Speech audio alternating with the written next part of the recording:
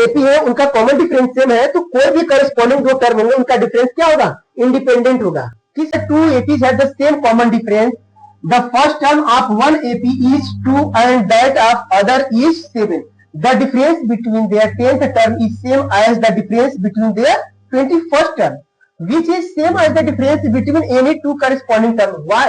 जो 10th term के बीच का डिफरेंस आ रहा है वही हमारे 21st टर्म के बीच का डिफरेंस आ रहा है। तो देखो ऐसे क्वेश्चन को कैसे करेंगे हम, ऐसा हो क्यों रहा है ये भी पूछ रहा है। तो देखो 21st टर्म का निकाल लो या 10th टर्म का, 10th टर्म के बीच का डिफरेंस निकालते हैं सबसे। देखो 10th टर्म जब लिखेंगे तो यहाँ पर क्या लिखेंगे, a10, तो a10 इज इक्वल टू हम क्या लिखते हैं, a प्लस 9b लिखते हैं ना। तो पहले वाले का जो है हम 1 1 लेते हैं, दूसरे वाले का 2 2 लेकर के हम कर रहे हैं, ठीक है। तो पहले वाले एपी का लेंगे तो 1 1 लेते हैं, तो हम क्या लिखेंगे यहाँ पर a1 प्लस 9b1, डिफरेंस बोला है तो माइनस ही होगा, और दूसरे वाले का जब लिखेंगे तो क्या लिखेंगे 2 2, तो क्या लिखेंगे यहाँ पर हम ये a2 माइनस 9b2। अब इसको सॉल्व करते हैं तो देखो क्या आएगा तुम्हारा, a1 plus 9b1 minus a2 minus 9b2। अब देखो अरेंज कर देंगे, यहीं पर कर रहे हैं तो ये बनेगा a1 minus a2 plus 9 common ले लेंगे तो बनेगा d1 माइनस d2, ठीक है। अब इसमें इसने ऊपर बोला है कि कॉमन डिफरेंस दोनों का क्या है, सेम है, मतलब d1 माइनस d2 क्या हो गया 0।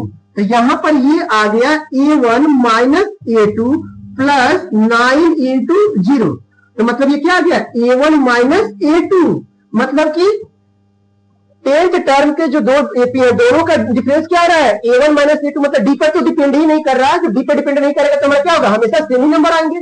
इसी तरह हम 20th टर्म का भी 21st टर्म का भी जब डिफरेंस निकालेंगे तो वो भी यही आएगा। देखो मैं यहां कर रहा हूं 21st टर्म लिखेंगे यहाँ पर तो क्या बनेगा हमारा a1 प्लस 20 d1 माइनस दूसरे वाले का a2 प्लस 20 d2।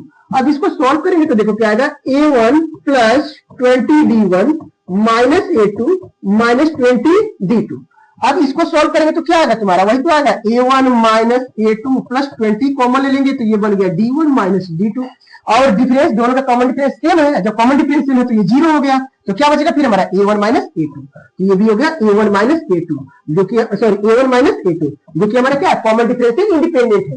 तो कोई भी दो करस्पॉन्डिंग सेम टर्म रहेंगे हमारे, वही लिखा है यहाँ पर, यह लिखा है 20 which is the same as the difference between any two corresponding term. तो मतलब कि दो अगर एपी है उनका कॉमन डिफरेंस सेम है तो कोई भी करस्पॉन्डिंग दो टर्म होंगे उनका डिफरेंस क्या होगा, इंडिपेंडेंट होगा। किससे, कॉमन डिफरेंस से, वो केवल फर्स्ट टर्म के डिफरेंस पे डिपेंड करेगा। तो फर्स्ट टर्म का डिफरेंस यहाँ पर भी आ रहा है a1 माइनस a2 और यहाँ पर भी आ रहा है a1 माइनस a2।